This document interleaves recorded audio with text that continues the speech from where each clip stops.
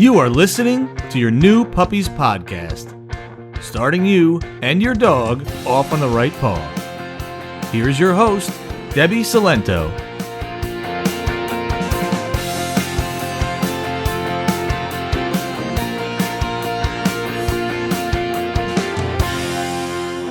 Hello and welcome to episode 86 of Your New Puppies podcast.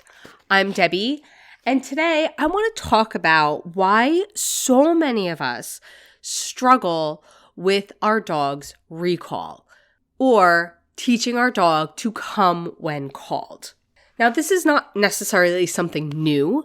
You've probably heard me say things like this before, but I really wanted to dive in deep here. And the reason why I think we struggle is because when we think of recall, when we think about teaching our dog to come when called, what do you think about? Most of the time, it's about teaching them another cue, right? Because, come, which is usually the cue that we use, is something that's taught in every basic obedience class. It gets lumped in with sit down, stay. It's sit down, stay, and come. Like those are the basic obedience commands. But I don't see recall as a cue, a command. It's part of it, but it's only like half of it, maybe even less than that. Recall is more of a habit that you have to develop with your dog every single day and work on every single day. Just like with any habit, the idea is that it gets easier and easier because you're, not having to consciously think about it. But the reason why I don't consider it a cue or a command, I consider it a habit or behavior, is because our own behavior, as in the humans in the situation, our behavior is just as important as the actual skill that we teach our dog. In fact, if you've been paying attention to me a little bit recently, you know that right now, registration is open for my program, 14 Days to a Stronger Recall. And I'll talk about that more at the end in case you are interested, because we start next Tuesday if you're listening in real time. But inside that program, I teach recall in 3 parts. The first one is the behavior and habits that you, the human, the dog parents in the situation, need to develop and avoid. There's a whole lesson on that. And then the second part is the 14 days, which is a skill a day to teach your dog, to work with your dog. So that's the actual skill, teaching them when I say your name, when I call you, come to me. And then the third part is how to bring those skills, the skills we've taught our dog, the behaviors that we have practiced, into the real world, how to build them up and practice over and over again so our dog is coming to us in any environment, in those highly challenging environments which we all struggle with. And I separate into those 3 distinct parts to emphasize the fact that not one of them is more important than the other. We have to practice all of them and put the same emphasis on all of them. Because most of the time, we're only focused on that middle one, teaching our dog to come to us when we say, come. Which is understandable because that's how we teach our dogs almost anything else. All our other cues, all our other skills.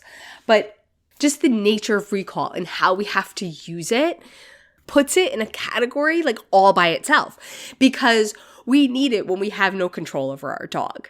We need our dogs to decide to listen to us, because if they decide not to, most of the time, there's nothing we can do about it. And even if we think about it, like we teach our dogs to sit, right? Let's just use that as an example, the most basic one. Do we need our dog to know how to sit in the middle of a park where there's 50 other dogs around? Probably not. Because as long as they're on a leash, as long as they're near us, like we can pretty much keep control over our dog. They don't need to sit with that much distraction around necessarily. The average dog owner just doesn't need that skill with their dog, and it's okay if they don't have it. But recall, because of our dog's safety, because of the freedom we want to give them, we need them to have the skill in that high level environment. And to get to that high level environment, there's a lot of work in between, or a different type of work that we're not always prepared for. So what I want for you is to change your mindset a little bit. So when we think of recall, instead of thinking of it, how do I teach my dog to come to me when I call? Right? Because that puts us more in the mindset of, again, I say a word and my dog should come to me. My dog should be listening to me.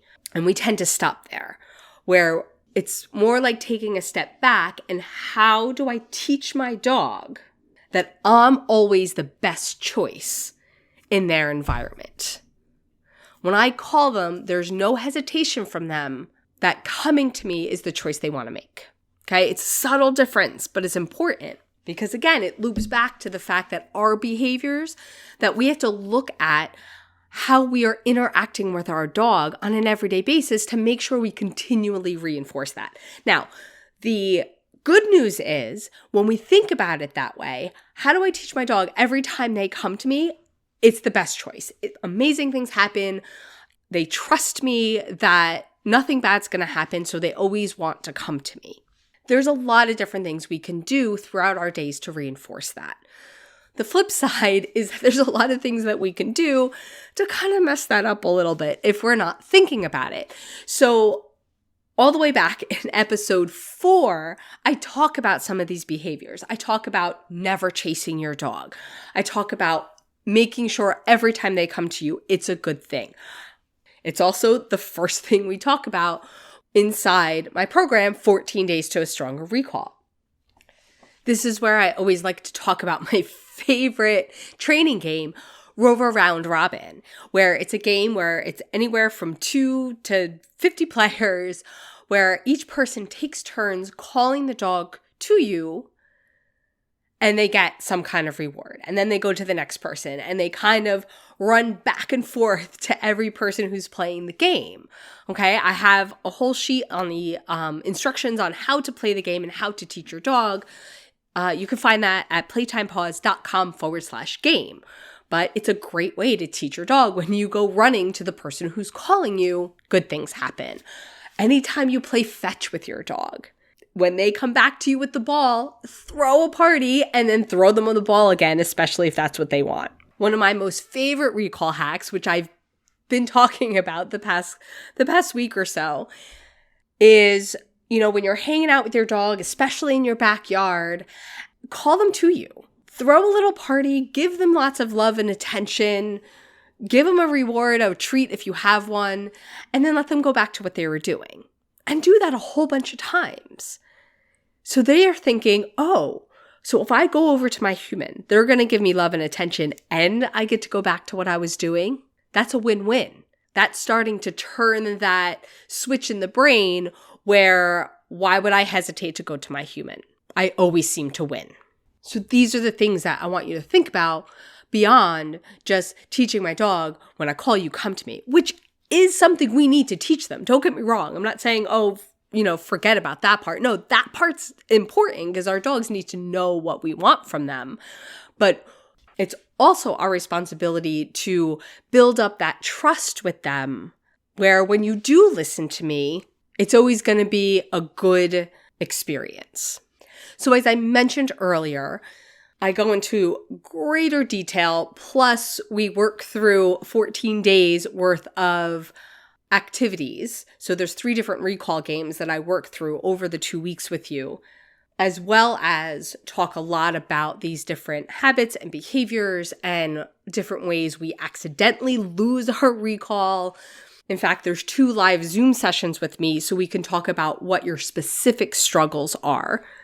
And then even though the live part of the program only really lasts those 2 weeks, I also leave you with all the information you need to take everything you learned and continue to use it over and over and over again to build that reliable recall we all want, because when there's something about having a strong recall with our dogs, to know that I can let you off leash, or I can let you out of the car, or whatever it is, and know and have the confidence that when I call you back to me, you will come. There is just something about that gives us such confidence and such pride in our relationship with our dog. Like, it doesn't match anything else. I'm not saying that if you don't have a strong recall, or if you're really struggling, then you don't have a good bond with your dog. I am not saying that at all, because that is not true. There's just something about the recall. It gives us something very obvious and clear to look at. And that's how we all crave it. But just like with any skill, understand that some dogs are easier than others. Some dogs are built to be independent. We've bred that independence into them. So it's going to be harder. There's some dogs that follow their nose, and they're so highly distracted by their noses, again, that we've built into them because they used to have this job to do, that it makes it a little harder. And then there's those dogs that we have bred to be our companions, to listen to us, that want to do anything to please us. They're going to be a little easier. So if you have to keep your dog on a leash more often than somebody else, that does not reflect who you are as a dog parent or how well trained your dog is. But there are a lot of things we can do if you want to change that. That's all I'm saying. Okay, so if you are interested in the recall program, just go to playtimepaws.com/recall. As always, I'll put links in the show notes. If you're listening in real time, we are starting on Tuesday. Registration closes on Monday, September 25th. If you are not listening in real time, if you're listening to this later, still go to that same link, playtimepaws.com/recall, and you'll probably see a waiting list for the next time I do open it. And that is all I have for you today. If you are enjoying this podcast, you can rate and review it wherever you listen. That helps other puppy owners find the podcast. If you would like to continue training with me, you could check out my website, playtimepaws.com. I have both in-person and digital programs, including the one I just talked about. You can find those by just clicking on Work With Me. If you have questions about any of it, there is a contact form you can fill out. It goes directly to me. Otherwise, I will see you next time. Thank you so much for listening. Bye for now.